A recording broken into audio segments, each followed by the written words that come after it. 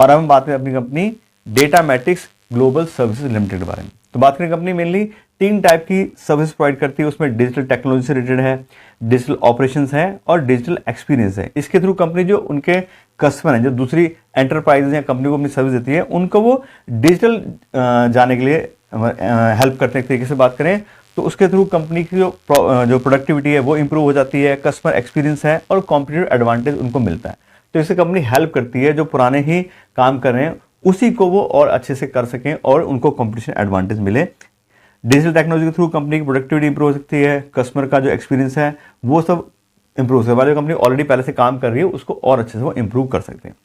फिर बात करें तो कंपनी कौन कौन सी टाइप की सर्विस प्रोवाइड करती है, तो वैसे कंपनी काफ़ी सारी सर्विस देती है। मेन सर्विस है उसमें IT टेक्नोलॉजी सोल्यूशंस हो गए, उसके बाद बिजनेस प्रोसेस मैनेजमेंट BPM हो गया, big data and analytics company काम करती है, उसके अलावा इंजीनियरिंग सर्विस भी कंपनी प्रोवाइड करती है।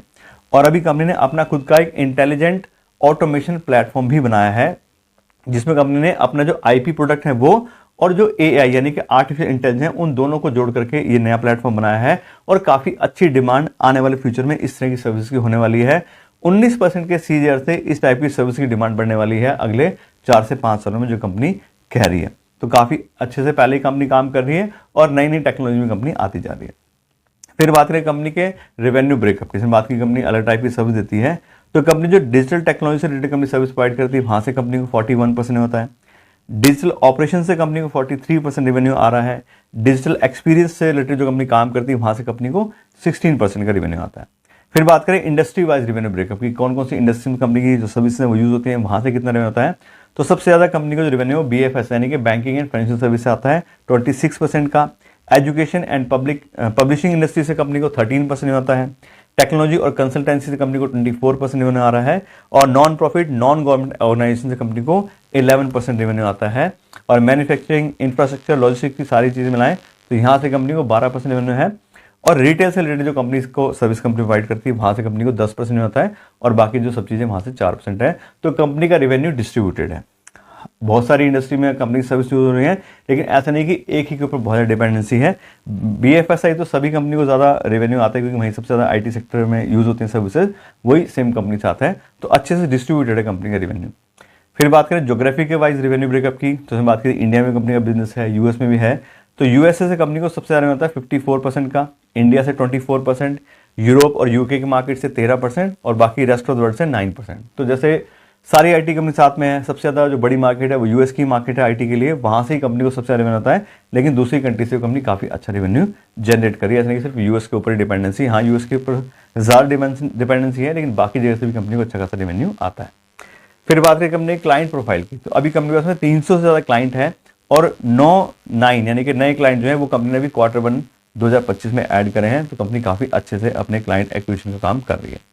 फिर बात करें कंपनी के कॉन्सेंट्रेशन रिस्क की, ठीक है क्लाइंट तो है लेकिन कितना कितना कॉन्सेंट्रेशन है, कितने क्लाइंट बड़े हैं कितने छोटे हैं। तो बात करें जो कंपनी के टॉप 5 क्लाइंट हैं वहाँ से कंपनी को 23% का रेवेन्यू आता है। टॉप 10 जो क्लाइंट है वहाँ से 35% होता है और टॉप 20 क्लाइंट से कंपनी को 49% होता है। तो ऐसा नहीं कि टॉप 5 पे या टॉप 10 पे बहुत ज़्यादा डिपेंडेंसी है। बड़े क्लाइंट होते हैं तो थोड़ा बहुत डिपेंडेंसी होती है। अदरवाइज बात करें तो यहाँ पे भी कंपनी का जो ऐसा बहुत ज़्यादा रिस्क नहीं है कि एक ही क्लाइंट के ऊपर बहुत ज़्यादा डिपेंडेंसी है। डिस्ट्रीब्यूशन कंपनी का ठीक ठाक दिखाई दे रहा है। फिर बात करें कंपनी के ऑफिस लोकेशन की, तो पहले बात करें कंपनी के इंटरनेशनल ऑफिस की, तो बहुत सारी कंट्रीज में कंपनी के ऑफिस हैं। उसमें USA है, UK, मॉरिशस, फिलीपीन और UAE, यहाँ पे कंपनी के इंटरनेशनल ऑफिस हैं। इंडिया की बात करें तो इंडिया में मुंबई, बेंगलुरु, पौंडीचेरी और नासिक यहाँ पे कंपनी के लोकल ऑफिस हैं। तो काफ़ी अच्छे से कंपनी ने अपने ऑफिस का सेटअप किया हुआ है। फिर बात करें कंपनी के फ्यूचर के फोकस की, तो मेन कंपनी का जो फोकस है वो US की मार्केट पे है। वहाँ पे कंपनी ने अपने जो सेल्स फोर्स है उसको भी इंक्रीज करा है और जो डिजिटल ट्रांसफॉर्मेशन की जो अपॉर्चुनिटीज़ हैं कंपनी उनको ग्रैब करना चाह रही है और US की मार्केट में और अच्छे से कंपनी बिजनेस करना चाह रही है। फिर बात करें कंपनी के शेयर होल्डिंग पैटर्न की, तो सबसे ज़्यादा जो कंपनी के शेयर्स हैं वो प्रोमोटर्स के पास में 66%।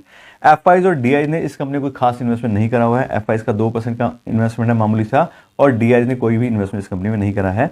हाँ, पब्लिक के पास में इसके 32% शेयर हैं। तो सबसे ज़्यादा प्रमोटर्स के पास में, उसके बाद पब्लिक ने इसमें काफ़ी अच्छा स्टेक लिया हुआ है। तो कुल मिला के बात करें कंपनी के सारे बिजनेस प्रोफाइल की, तो स्मॉल कैप कंपनी है, 3400-3500 करोड़ के आसपास कंपनी का मार्केट कैपिटलाइजेशन है, उसी हिसाब से सारी चीज़ें हैं। तो ठीक ठाक कंपनी बिजनेस कर रही है। US से भी काफ़ी अच्छा बिजनेस आ रहा है, अलग अलग इंडस्ट्री से भी कंपनी को ठीक ठाक रेवेन्यू ब्रेकअप आ रहा है। ऑफिस भी कंपनी इंडिया में भी हैं, बाहर भी हैं, तो अच्छा खासा बढ़िया प्रोफाइल कंपनी आईटी और एक स्मॉल कैप कंपनी हिसाब से होल्ड कर रही है।